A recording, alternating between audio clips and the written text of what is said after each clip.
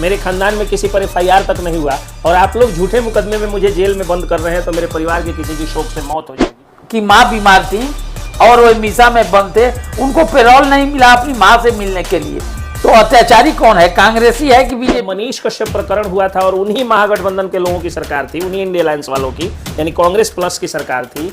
तो उस समय राकेश तिवारी नाम के एक पत्रकार हैं, डिजिटल जर्नलिस्ट हैं, उनको जब जेल ले जाए, लोग जो हैं वो वैसे लोग रोजगार खोज रहे हैं जिसको सिर्फ 10वीं का बोर्ड का भी पासिंग नहीं है, जो भैंसी चराता है खुद 9वीं फेल है, मैंने वो अपने खुद 9वीं फेल है। हमसे ज्यादा धर्मनिरपेक्ष है कौन? हम वोट के लिए धर्मनिरपेक्षता नहीं करते हैं। आप लोग हिंदू मुसलमान ज्यादा करते हैं। नहीं, हम लोग हिंदू मुसलमान नहीं, हम लोगों की यह खासियत, कोई मुसलमान यह बता दे कि राधा मोहन जी किसी मुस्लिम को प्रताड़ित किया। चूंकि इमरजेंसी का समय हम लोगों ने नहीं देखा, लेकिन अभी जो महागठबंधन की सरकार थी उसमें इस तरह का इमरजेंसी था कि जो भी मुंह खुलता था, मनीष कश्यप मुंह खोले जेल गए, एनएसए लगा। चारों मामलों में क्लीन चिट मिल गया, आपको मालूम है, मैं उनका वकील हूँ। चारों मामलों में क्लीन चिट। लोग राजद को या वीआईपी पार्टी को या महागठबंधन को वोट क्यों ना दे? क्यों दे? ये बताया क्यों दे, क्यों ना? हाँ, क्यों दे आप? क्यों दे? इसलिए क्योंकि तेजस्वी यादव उप मुख्यमंत्री थे तो 10 लाख नौकरियों, वह 10 लाख, वह झूठ का बाजार है, लाखों की नौकरियां, झूठ का बाजार है। नमस्कार, जय हिंद, जय बिहार। मैं हूं आप सबका दोस्त वकील सह पत्रकार एसके पंकज। अभी मैं मोतिहारी के जेपी सेनानी जी, स्वाभाविक बात है, जो जेपी का होगा वो बीजेपी का होगा ही। तो अभी चुनाव का मौसम है और प्रोफेसर अखिलेश सिंह जी, जो कि जेपी सेनानी भी हैं, एक शिक्षाविद भी हैं, एक शिक्षक हैं और समाज सेवी हैं, भूमिहार समाज में खास करके इनकी पकड़ है। तो पहला सवाल जात पर ही पूछ लेता हूँ। हालांकि मैं जातिवाद न मानता हूँ न करता हूँ, लेकिन जो राजनीतिक जाति, जैसे आप जाति से किसान हैं, मैं भी किसान जाति से आता हूँ, लेकिन राजनीतिक जाति आपकी जो है वो भूमिहार है। क्या लगता है इस बार भूमिहार लोग भाजपा के साथ जाएंगे या राधा मोहन सिंह के इतने बार के सांसदी का एंटी इनकम्बेंसी फैक्टर काम करेगा? देखिए, एंटी इनकम्बेंसी कुछ नहीं है, और ख़ास कर भूमिहार लोगों में हमको लगता है कि 95 से 98% भूमिहार पूरे बिहार के, मोतिहारी के ही नहीं, पूरे बिहार के लोग बीजेपी के साथ हैं, बीजेपी के साथ रहेंगे। इसलिए कि लालू जी का जो 18 बरस का जो प्रताड़ना है दिया गया है भूमिहारों के बीच में, वह नहीं भूल रहा है लोग। वह जितना नरसंहार करवाए या चाहे भूरा बाल साफ करवाने की बात बोले, अब तो उनका बेटा भी उसी पर उतर गया है, वो भी अगड़ा पिछड़ा की बात कर रहा है। तो अगर पिछड़ा की बात करना कौन सी बुरी बात? नहीं, बुरी बात नहीं है। जब हम सब समाज लेकर चलते हैं, हम जातिवाद नहीं करते हैं, हम देशवाद करते हैं, राष्ट्रवाद करते हैं। हमारे लिए जाति नहीं है। नहीं, आप लोग धर्म पर बात कर, चूंकि आप भाजपाई नहीं, भाजपाई हैं, इसका धर्म मतलब पर बात करते हैं, हिंदू मुसलमान आप लोग। हमसे ज्यादा धर्मनिरपेक्ष है कौन? हम वोट के लिए धर्मनिरपेक्षता नहीं करते हैं। आप लोग हिंदू मुसलमान ज्यादा करते हैं। नहीं, हम लोग हिंदू मुसलमान नहीं, हम लोगों की यह खासियत, कोई मुसलमान यह बता दे कि राधा मोहन जी किसी मुस्लिम को प्रताड़ित किए हों, किसी मुस्लिम से भेदभाव किए हैं। अगर कोई आदमी है, अगर आपके नज़र में वकील साहब, तो आप सामने ले आकर आप उनका भी इंटरव्यू कर लीजिए। मतलब मुसलमानों को डरने की जरूरत नहीं है। नहीं ना, बीजेपी से मुसलमानों को कहीं से डरने की जरूरत नहीं है। अच्छा, यह तो हाइबो क्रिएट किया गया है। यह वोट बैंक की राजनीति माने आरजेडी कांग्रेस करती है कि वो समझती है कि अगर हम मुसलमानों को अगर नहीं डराकर अगर करेंगे। पूर्वी चंपारण जिले में से आप आते हैं और पूर्वी चंपारण में गप्पू राय आज जो है वो भाजपा के साथ नहीं है। बहुत सारे भूमिहार लोग हैं जो भाजपा के साथ नहीं हैं। नहीं, भूमिहार लोग भाजपा के साथ नहीं, वो अकेले हैं, वह किसी दल के साथ हैं। उनकी दल, वो अपने दल के साथ गलबैयाँ कर हैं। इसका मतलब ये नहीं है कि वह जिस दल में है उस दल के लिए वह काम कर रहे हैं। वहाँ 2% जो हम कहे हैं, 5% जो कहें, तो वैसा ही लोग हैं। तो मतलब भूमिहारों का वोट भाजपा के साथ जाएगा? एकदम 100%। अच्छा, यादव जी लोगों की क्या स्थिति है इस बार जिले में? जो पढ़े लिखे जादव हैं, जो फेसबुकिया जादव नहीं हैं, जो पढ़े लिखे जादव हैं, वे जादव बीजेपी के साथ रहेंगे अंततोगत्वा। अभी नहीं, अभी दिखाई तो नहीं दे रहे हैं, अभी कुछ दिखाई दे रहे हैं जिनको राष्ट्रवाद से प्रेम है, इनको जिनको या वास्तविकता लालू यादव का प्रेम है। लालू यादव का कौन जातिवाद है? यादव से प्रेम क्या है? जब बिहार में जब उत्तर प्रदेश के लोग को लेकर यादव को जब टिकट देते हैं तो कौन यादव? यादव का मतलब वह किसी अपने परिवार के लोगों को वह सबसे आगे बढ़ाए। बिहार में एक एक उन्हीं का परिवार यादव है और परिवार यादव नहीं है। यादव का मतलब क्या है? लालू यादव। यादव का मतलब नित्यानंद राय यादव नहीं है, अशोक यादव नहीं है, नंदकिशोर यादव नहीं है। आपके पार्टी में भी यादव लोग हैं, यही कहना? मैं हमारे पार्टी में बहुत सारे यादव हैं। अच्छा, एक बात बताइए, आप जेपी सेनानी हैं, हाँ।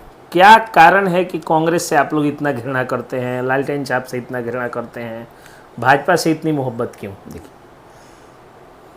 74 का आंदोलन जेपी जिसकी अगुवाई किए थे, इंदिरा गांधी ने 25 जून 1975 को इमरजेंसी लगा दी और जितने भी विरोधी दल के नेता थे, चाहे छात्र नेता थे, सभी को ले आकर जेल में बंद कर दी। आज कांग्रेस के लोग कह रहे हैं कि संविधान बदल देगा, संविधान बदल देगा। तो संविधान तो बीजेपी 2 टर्म रही और अपार बहुमत के साथ रही, संविधान में कहीं छेड़छाड़ नहीं हुआ। लेकिन इंदिरा गांधी ने तो संविधान को बदलकर मीसा लगा दिया और उस मीसा में कहीं से कोई बेल का सुविधा नहीं था। राजनाथ सिंह इस बार भी एनए से लग गया, जो राष्ट्रवाद की बात करता है उस पर एनए से लग गया। वकील साहब बताते हैं, राजनाथ जी की माँ बीमार थी और वो मीसा में बंद थे, उनको पेरोल नहीं मिला अपनी माँ से मिलने के लिए। तो अत्याचारी कौन है? कांग्रेसी है कि बीजेपी है? अच्छा, यहाँ मैं अपने दर्शकों को बता दूं, चूंकि कहा इन्होंने, तो मुझे एक बात याद आ गई। राजनाथ सिंह का मीसा लगने के कारण 28 दिन तक वह कोमा में थी, कोमा में थी तो नहीं मिली। और जब मनीष कश्यप प्रकरण हुआ था और उन्हीं महागठबंधन के लोगों की सरकार थी, उन्हीं इंडिया अलायंस वालों की, यानी कांग्रेस प्लस की सरकार थी, तो उस समय राकेश तिवारी नाम के एक पत्रकार हैं, डिजिटल जर्नलिस्ट हैं, उनको जब जेल ले जाया जा रहा था तो उन्होंने कहा था कि देखिए, मैं अपने घर का इतना दुलारा प्यारा बेटा हूं और ज़िंदगी में कभी कोई अपराध नहीं किया, मेरे खानदान में कोई जेल नहीं गया, मेरे खानदान में किसी पर FIR तक नहीं हुआ, और आप लोग झूठे मुकदमे में मुझे जेल में बंद कर रहे हैं, तो मेरे परिवार के किसी की शोक से मौत हो जाएगी। और दादा और दादी दोनों की मौत हो गई, लेकिन मिलने नहीं दिया गया, इस जालिम सत्ता ने मिलने नहीं दिया। तो सर ने जो कहा, चूंकि इमरजेंसी का समय हम लोगों ने नहीं देखा, लेकिन अभी जो महागठबंधन की सरकार थी उसमें इस तरह का इमरजेंसी था कि जो भी मुंह खुलता था, मनीष कश्यप मुंह खोले जेल गए, NSA लगा। चारों मामलों में क्लीन चिट मिल गया, आपको मालूम है, मैं उनका वकील हूं, चारों मामलों में क्लीन चिट मिल गया। अब उनका 9 महीना कौन लौटाएगा? उसके अलावा राकेश तिवारी जेल गए, अभिषेक मिश्रा पर केस हुआ, नागेश सम्राट जेल गए। नागेश सम्राट जिस हाथ पर लिखे हुए थे जय श्री राम, उस पर जो है वो डंटा मारा जाता था और कहा जाता था कि इस पर तो राम लिखा हुआ है तो तुमको चोट नहीं लगेगा, देखते हैं मार के। तो इतनी पीड़ा दी जा रही थी और यही पीड़ा आप लोग इमरजेंसी के टाइम झेले हैं। कांग्रेस आतताइयों की पार्टी है, कांग्रेस में कोई मर्जी नहीं होता है, वह सिर्फ भुलावा देकर जनता को बरगलाती है और बरगलाकर एन केन प्रकार ने सत्ता में बना रहना चाहती है, और यही कांग्रेस की नीति है, नियत। अच्छा, लेकिन ईडी की छापेमारी क्यों आप लोग इतना? नहीं, ईडी की छापेमारी किस पर होती है? अगर किसी मुख्यमंत्री पर होती है, एक मिनट कांग्रेसियों पर होती है। वकील साहब 1 मिनट बताते हैं, ईडी की छापामारी जिस पर होती है उसके घर कुछ मिलता है या नहीं मिलता है? मिलता तो है। तो मिलता है। जब ईडी जब बना हुआ है, ईडी जब एक संस्था है, CBI एक संस्था है, और लोग और विपक्षियों का कहना है कि यह तोता है। अगर तोता जाता है तो तोता को कुछ मिलता है कि नहीं मिलता है? ट्रक में रुपया आता है और आप छापा मारते थे तो सूटकेस में रुपया आता था। अच्छा, अगर मान लिया कि ईडी छापा मारती है, अगर कुछ नहीं मिले, तब यह होगा कि यह जानबूझकर लोगों पर टारगेट किया जा रहा है। जब हमारे घर पर छापा मारता है और हमारे घर पर लाखों लाख करोड़ों रुपया मिलता है और फिर कहता है कि ईडी छापा मारती है। अच्छा, मतलब कि नीतीश कुमार पर कहाँ, JDU के किसी विधायक पर, किसी मंत्री पर, इतना दिन से मंत्री है, किस पर छापा मारा है? अच्छा, जबकि मैं एक बात बता दूं कि ईडी भाजपा के हाथों में है, तो अगर रेड मारती है तो अरविंद केजरीवाल या सुरेंद्र सरीखे, कुछ सीएम या नेता जो लोग हैं, तो उनके पास से कुछ एविडेंस भी मिलता है और कोर्ट बेल भी नहीं देता है। और जब ईओयू महागठबंधन के हाथ में थी, यानी बिहार में कांग्रेस और राजद के हाथ में थी, तो जितने लोगों को फर्जी मुकदमा में फंसाया गया वो सब बेचारे क्लीन चिट ले लिए, सब बाइज्जत बरी हो गए। आप लोग भी बाइज्जत बरी हुए थे जब हम लोग जब कांग्रेस पास आया था तो सरकार बदली थी। अच्छा, जब जनता पार्टी बना, जनता पार्टी की सरकार जब बनी तो इस कानून को खत्म किया गया। तभी हम लोग भी जेल से निकले थे, जॉर्ज फर्नांडिस से लोग भी जेल से तो निकले क्लीन थे। चिट ही मिले। हाँ, तो मैंने या इसको समाप्त ही कर दिया गया था कि गलत कानून है। अच्छा, एक बात बताइए, ये तो हो गई वहाँ की बात। मोतिहारी में जो लोग राधा मोहन सिंह के लगातार शासन से त्रस्त हैं, वे लोग नहीं चाहते हैं कि इनको वोट दिया जाए, और वो लोग, उन लोगों का कहना है कि मोदी जरूरी, राधा मोहन मजबूरी। ना, ये लोग वो लोग क्यों कहते हैं लोग कि राधा मोहन सिंह काम ही नहीं किया? कुंठा ग्रसित लोग जो हैं, जो सेल्फ प्लीजर के लोग हैं, वे लोग कहते हैं। आम जनता, हाँ, स्वार्थी लोग, आम जनता को क्या मतलब है? हम कहते हैं कि ये कहते हैं कि विकास नहीं किया। आप विकास क्या होता है? विकास का परिभाषा बताए लोग, वो लोग बताए जो कुंठा ग्रसित लोग हैं। विकास का परिभाषा क्या है? उनके दरवाजा का विकास हो, उनका स्वयं विकास हो, उनके यहाँ राधा मोहन सिंह जाकर झाड़ू करें, उनके यहाँ जाकर मिलें, तो राधा मोहन सिंह सही है। एमपी, एमएलए और वार्ड पार्षद में लोग अंतर नहीं समझता है। क्या काम किए हैं राधा मोहन सिंह ने वर्ल्ड टॉप क्लास स्टेशन दिया, आज दोहरीकरण रेल लाइन दिया, मोतिहारी के लोगों के लिए दो पटना 73 रुपया में पहुंचाने का व्यवस्था किया। दो ट्रेन, कहीं एक ट्रेन का लिए मारामारी हो रहा है, यहाँ दो ट्रेन मोतिहारी से खुल रही है। मोतिहारी से कितनी ट्रेन खुल रही है, कितना आज मोतिहारी में जो भी कुछ देख रहे हैं ट्रेनों का आवागमन, जो दूरी के ट्रेनें हैं, वह किसका देन है? राधा मोहन सिंह का देन। और मोतिहारी में क्या कहते हैं कि ओवरब्रिज का श्रृंखला खड़ा कर दिया, वह कौन किया? एक जल्दी में काम गिना दीजिए, तो मैं नाकामी गिनाऊं। नहीं, ओवरब्रिज बोले 5, मोतिहारी का रेलवे स्टेशन का सौंदर्यीकरण बोल दिए, दोहरीकरण बोल दिए, और बोलिए। अच्छा, बलुआ कचहरी से लेकर राजा बाजार तक रोड का देख लीजिए, विकास हुआ। ठीक है, महात्मा गांधी क्या कहते हैं कि केंद्रीय विश्वविद्यालय देख लीजिए, वानिकी विश्वविद्यालय एग्रीकल्चर देख लीजिए। ठीक है, आप पहाड़पुर में देख लीजिए, पहाड़पुर में कृषि का हब जो खुला हुआ है उसको देख लीजिए, आप मदर डेयरी देख लीजिए। ठीक है, और इस तरह अनेकों कार्य हैं। अच्छा, चलिए, जिसको उन्होंने किया है। मोतिहारी का विरोधी लोग कहते हैं कि मोदी जी बोले थे कि अगली बार आएंगे तो यहाँ की चीनी मिल की चाय पी करके जाएंगे। राधा मोहन सिंह कृषि मंत्री थे, चीनी मिल नहीं खुल पाया। पहले इस पर बताइए, फिर दो और सवाल। एक मिनट, हम एक बहुत सच्चाई की बात बोलते हैं। चीनी मिल की बात पर लोग इस तरह बोलते हैं, वो बात दूसरी है। मैं खुद ये 19 में जब चर्चा हुआ था, 14 में चर्चा हुआ था, तो मैं एक दिन खुद राधा मोहन जी से पूछा कि राधा मोहन जी, चीनी मिल वाला क्या हुआ? तो उन्होंने कहा कि अखिलेश जी, चीनी मिल सरकार नहीं चलाती है, कहीं सरकार नहीं चलाती, चीनी मिल पब्लिक चलाता है, कारपोरेट चलाता है। तो बिहार की स्थिति ऐसी है कि कोई कारपोरेट यहाँ आने के लिए तैयार नहीं। दूसरी बात, उसको बंद कौन कराया? बंद किसके सरकार में हुआ? लालू राबड़ी के। लालू राबड़ी के। वो सवाल पूछने वाले वो। दूसरी बात, उस चीनी मिल से हजारों गुना पैसा मोतिहारी में लगा है। एक चीनी मिल लगाने में 100 से 125 करोड़ रुपए लगता है। और राधा मोहन सिंह वैसा मैंने मोतिहारी में 10,000 करोड़ ले आकर इस जिला में ले आकर पैसा लगा दिए। चलिए, दूसरा सवाल विरोधियों का होता है कि केंद्रीय विद्यालय को अब तक भूमि नहीं मिली। केंद्रीय विद्यालय को भूमि नहीं मिली, वह तो राज्य सरकार की बात है। केंद्रीय विद्यालय केंद्र सरकार की नहीं, जमीन तो राज्य सरकार की है। राज्य सरकार की सरकार एनडीए की।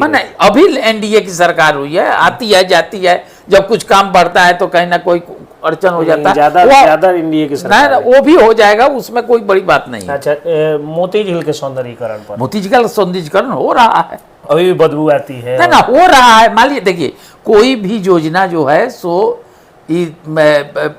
जादू का छड़ी नहीं है और जादू नहीं है, मंत्र पढ़ दिए तुरंत समाप्त हो गया। जितना कचरा था मोती झील में, सभी लोग मोतिहारी के सभी लोग चाहे जिला अब के एक सभी बात लोग आप मुझे बताइए देखें। कि लोग राजद को या वीआईपी पार्टी को या महागठबंधन को वोट क्यों ना दे? क्यों आपने दें? ये बताया क्यों दे, क्यों ना? हाँ, क्यों दे आप? क्यों दें? इसलिए क्योंकि तेजस्वी यादव उप मुख्यमंत्री थे तो 10 लाख नौकरियों की वह बात 10 हुई लाख वह झूठ का और बाजार इसमें है, लाखों की नौकरियां मिली। झूठ का बाजार है।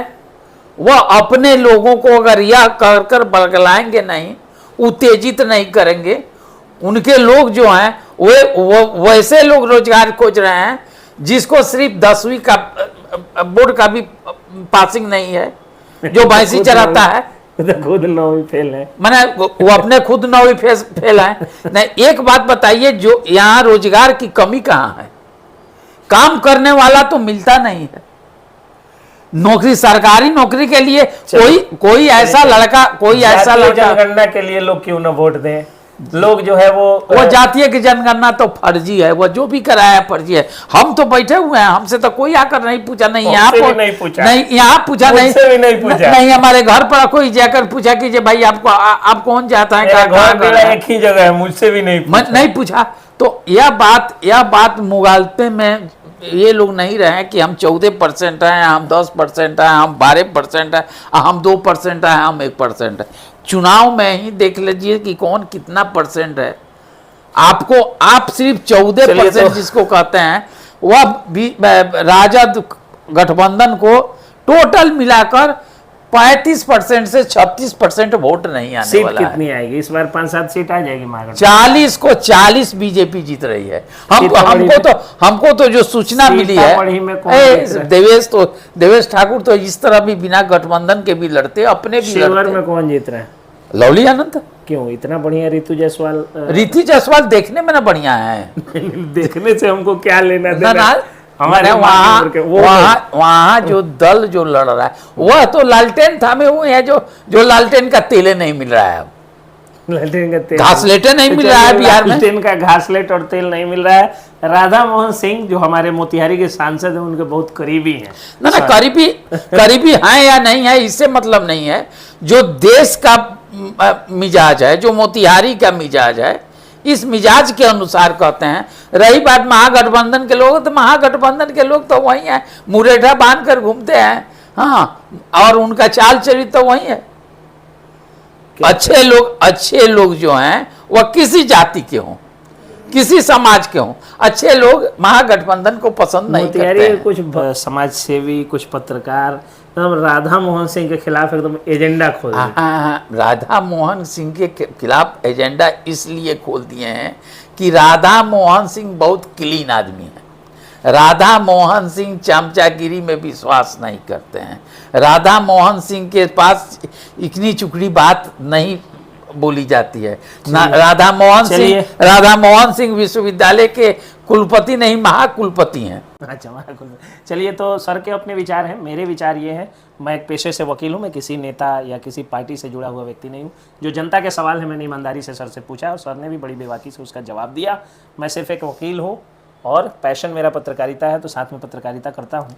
जो सर के विचार हैं वो आप लोगों ने सुना, जो जनता के सवाल है मैंने सुना। आप लोग कमेंट करके बताइएगा कैसा लगा आपको। नमस्कार।